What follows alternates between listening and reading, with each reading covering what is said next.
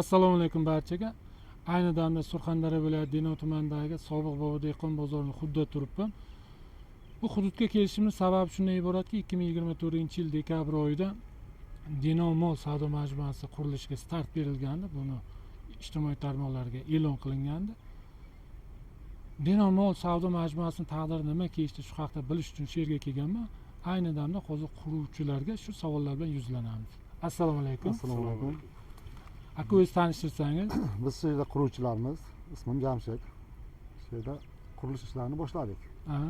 Ayniqsa yopiq bozorimizni boshladik. Kotlovonlarimiz tayyor. Betonni olinyapti.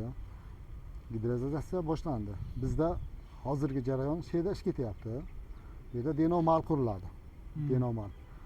Bu yopiq bozorimizni qurib bitkazib, bu yerda tadbirkorlarning joyi bor. Tadbirkorlar savdo qilib turibdi. Tadbirkorlarni bu yoqqa ko'chirib Denov Mallimizni boshlamoqchimiz. Etapma-etap. Bu etapimiz bitgandan keyin variantimiz, keyin bu variantga o'tamiz. Bosqichma-bosqich ketaveradi.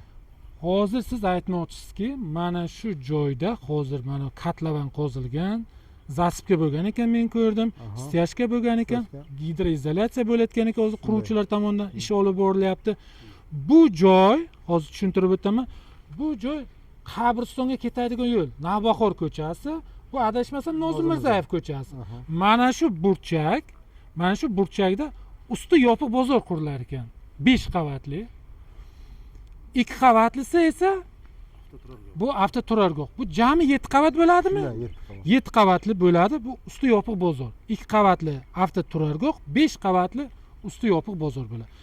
Undan keyin sizlar bu loyihani amalga bajarib bo'lganlaringizdan keyin bu joy Mustaqillik ko'chasi bilan Nozim Mirzayev ko'chasini kesishgan hududida mana shu yerdagi tadbirkorlar bu bozorga ko'chgandan keyin bu Denov Mall savdo majmuasini boshlaymiz deyapti. To'g'ri tushundimmi? Bosqichma-bosqich. Endi sizga yana savol bilan yuzlanmoqchiman.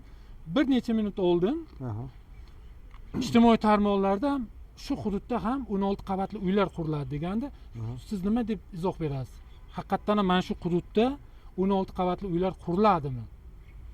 Shu yerda men bosqichma-bosqich ketayotganda bular bitgandan keyin bu yoqda 16 etajga domlarimiz bor. Demak, siz aytmoqchisizki, loyihaga men qarab shuni bilyapmanki, usti yopiq bozorlarning orqasida, ya'ni qibla tomonda 16 qavatli uylar quriladi. Bu qayerdan deganga, bu mana qabriston tomondan ekan, mana aka. Qabriston joyda bo'ladi, o'tadi. Qabriston tomonda va Mustaqillik ko'chaga mana aka. Mana shu taraflarga 16 qavatli uylar qurilish rejalashtirilgan, to'g'rimi? Bosqichma-bosqich. Denov Mall savdo majmuasi tugagandan keyin 16 qavatli uyga o'tiladi. Shuni demoqchimisiz? Mana quruvchilardan barcha savollarimizga javob oldik. Yana bitta savolimiz qolyapti.